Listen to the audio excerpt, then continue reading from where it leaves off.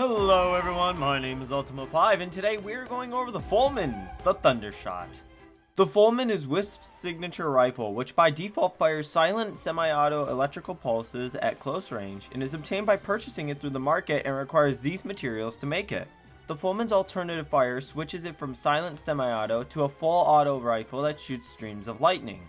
Requires a mastery rank of 8, only comes with a V Exilis polarity slot, and because of this, the builds for this weapon require 5 Forma, and excels in close to medium range combat against all factions up to level 80 to 100 with ease, but kills off bigger enemies slower up to level 140. Advantages for its primary fire would be that it has very high critical chance, above average critical multiplier, shots have guaranteed impact procs up to 10 meters, and an innate 3 meter punch through. For alternative fire, it has the third highest critical chance of all full auto rifles, and pinpoint accuracy. Advantages overall would be that it regenerates ammo and doesn't use ammo pickups. Disadvantages for its primary fire would be that it has no puncture or slash damage, making it less effective against armor and health. Has linear damage fall off from 100% to 33% from 10 meters to 20 meters, no bonus damage on headshots, and consumes 10 ammo per shot. Disadvantages for its alternative fire would be that it has no impact or slash damage, making it less effective against shields and health. Low status chance, and shots are loud instead of being silent like the primary fire. Disadvantages overall would be that its alternative fire mode switching is not instant and takes a second, but it is reduced by 0.5 seconds when wielded by Wisp.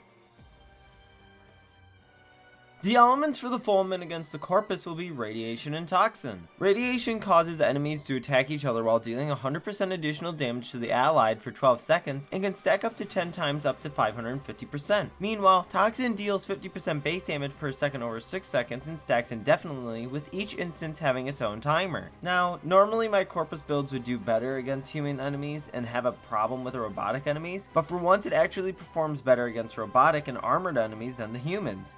The elements for the Fulmin against the corrupting Grineer will be Viral. Viral amplifies health damage by 100% for 6 seconds and stacks up to 10 times for a total of 325%. This was fairly hard to make, to be honest, and worked out fairly well. I mean, at least it can kill off corrupted and Grineer in full auto mode really well, but its semi-auto mode is better used against low tier enemies rather than high tier enemies such as bombards and heavy gunners. The elements for the Fulmin against the Infested will be Corrosive and Heat. Corrosive reduces armor by 26% for 8 seconds and stacks up to 10 times for a total of 80%. Meanwhile, Heat deals 50% base damage per second over 6 seconds while stripping up to 50% armor and causes targets to panic. This is pretty much the same as the Corrupted and Grineer build, that in a way it works fairly well in full auto, but pretty poorly semi-auto against the high tier enemies like the Brood Mothers and Boilers. It just doesn't work out, and I wish I could say that the weapon is great, but it is pretty average. Cryo rounds, in place of prime cryo rounds if you don't own it. Nothing else. I wouldn't really change too much in these builds because I tried so many different combinations in order for it to perform well in late game, but I just couldn't. The weapon only excels up to level 100, and after that, killing speed really starts to diminish against bigger enemies. For example, against the Grineer, Heavy Gunner Eximus, and Bombard Eximus. There are several ways to enhance critical chance and damage for this weapon. For instance, for damage, Rhino's Roar, Nova's Molecular Prime, which makes all sources of damage increase by 100% against primed enemies.